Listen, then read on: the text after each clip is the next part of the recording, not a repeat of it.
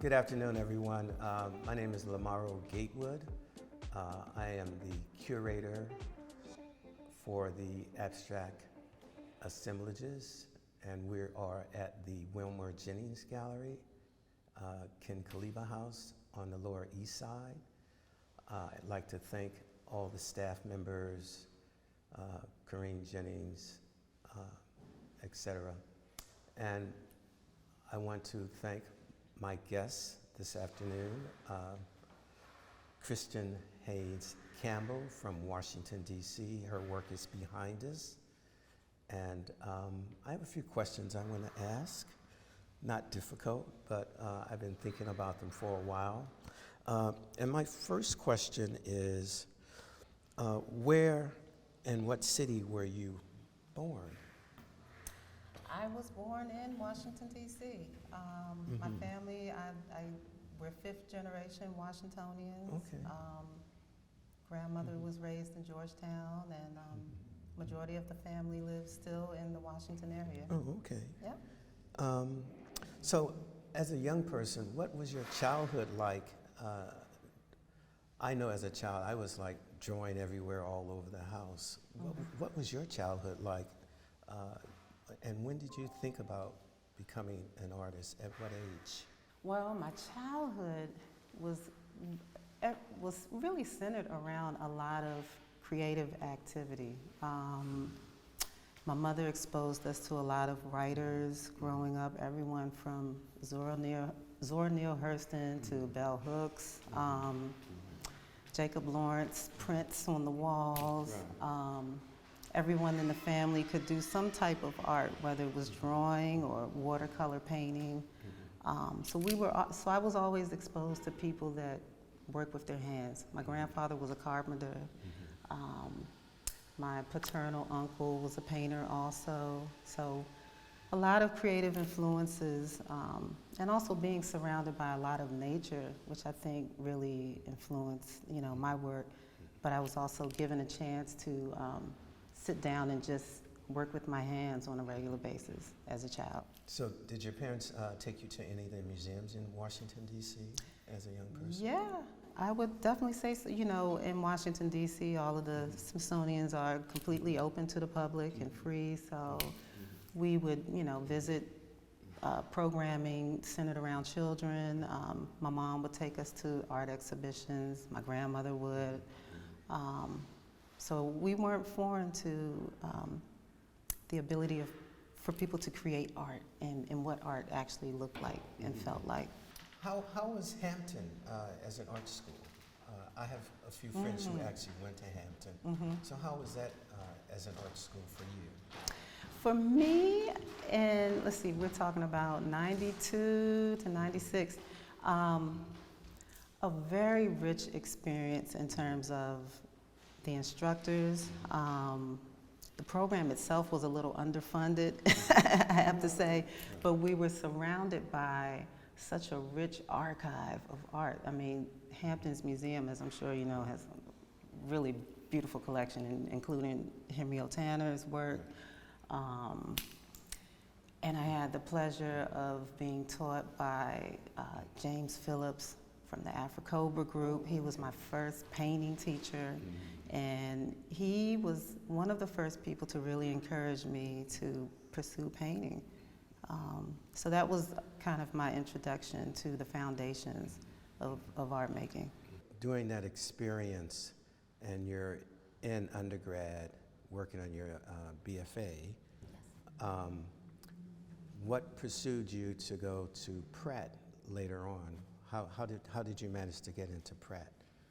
So I wanted to continue my studies as an artist. I actually received a bachelor's of art in graphic design at Hampton, although I did take a lot of studio classes, including printmaking and painting.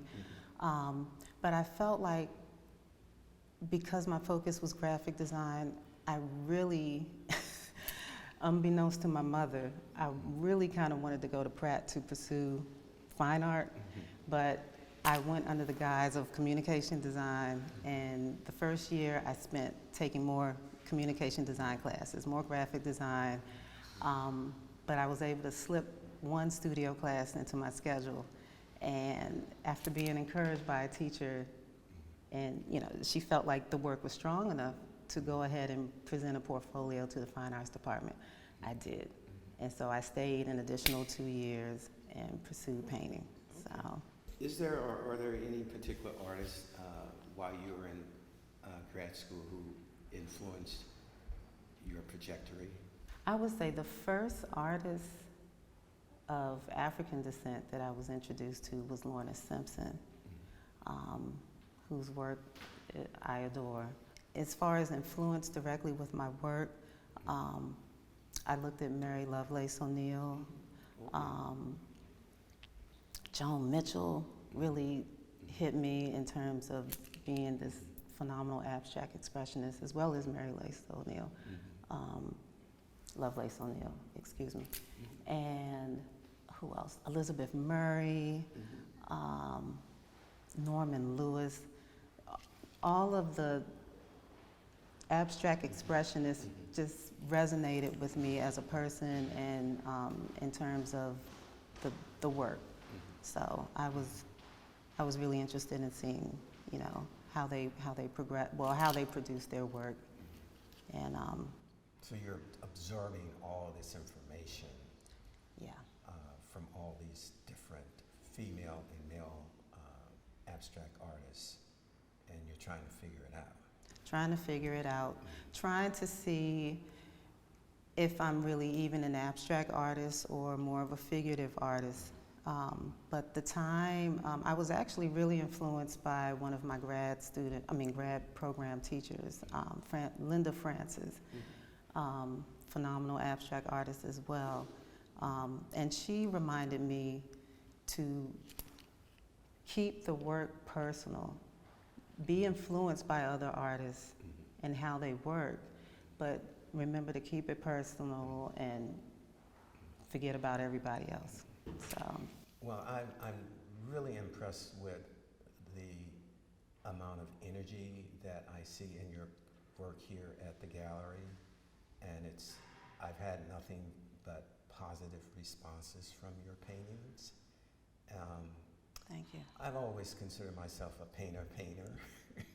So when I'm looking at your work, I consider you like a painter, and that's at a whole nother level. And I'm not putting down multimedia artists or anything like that, but there's something about painting.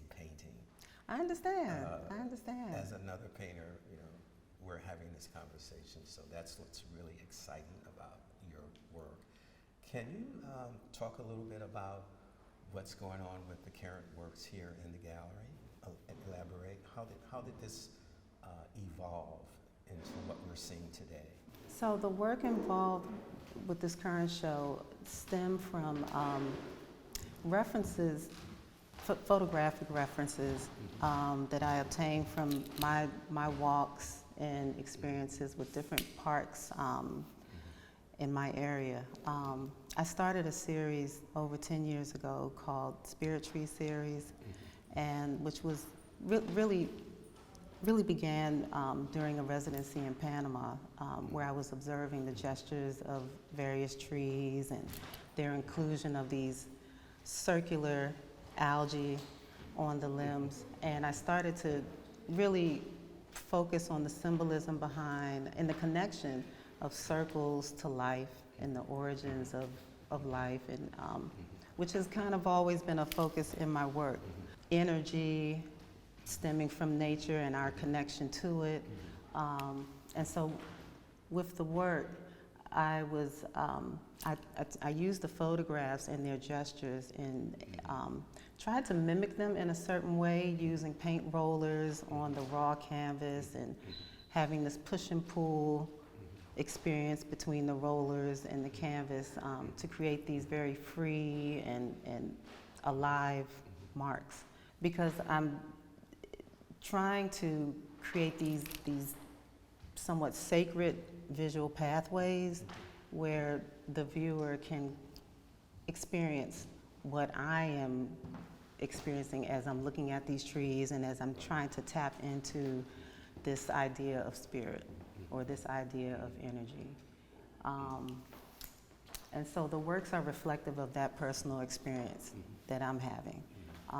Whether it's a real experience, whether it's an imagined experience, as we connect with nature, as we're connecting with spirit.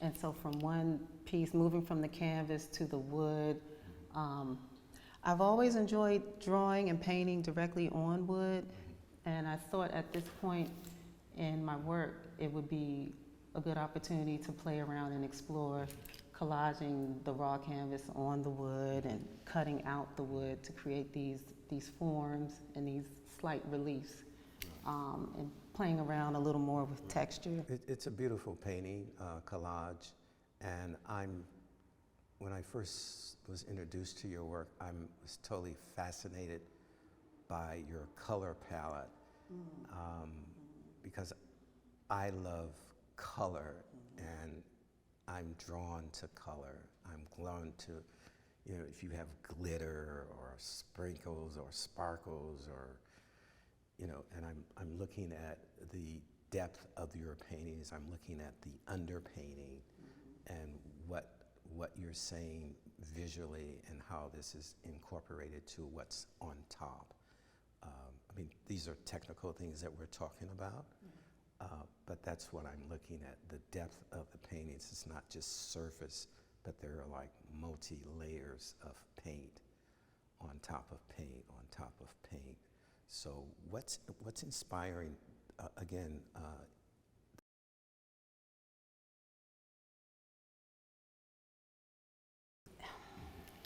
It's a couple of ideas. I think, I work so intuitively, but I am drawn, I think, to certain palettes.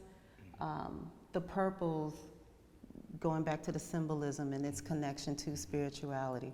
But then, like you mentioned, this energy that colors present when they're placed adjacent to one another or on top of one another.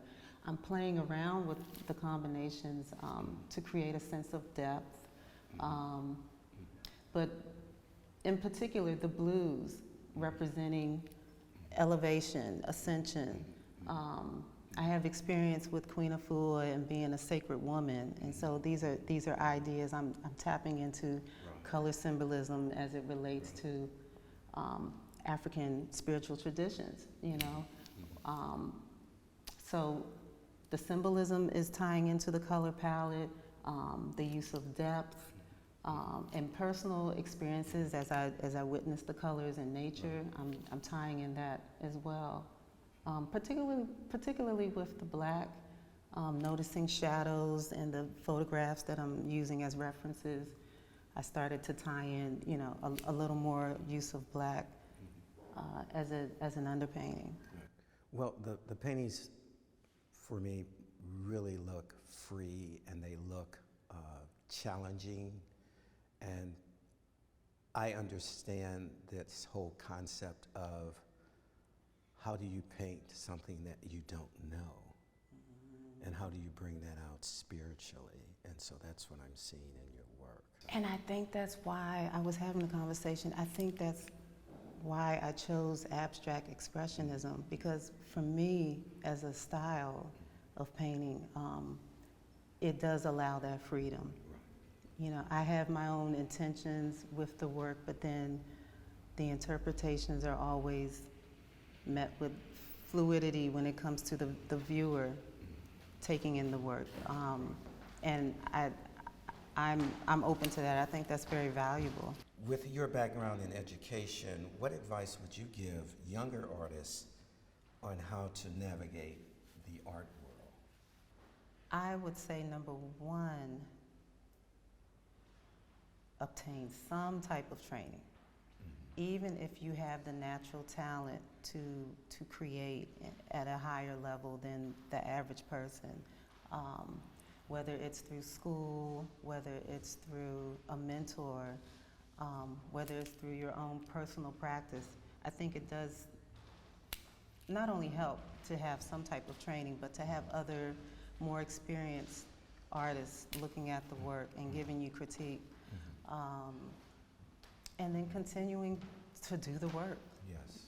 Continuing to do the work. And I think, I mean, consistently that has to happen in order for you to develop a, you know, a solid body of work that can be presented and continued to be worked upon.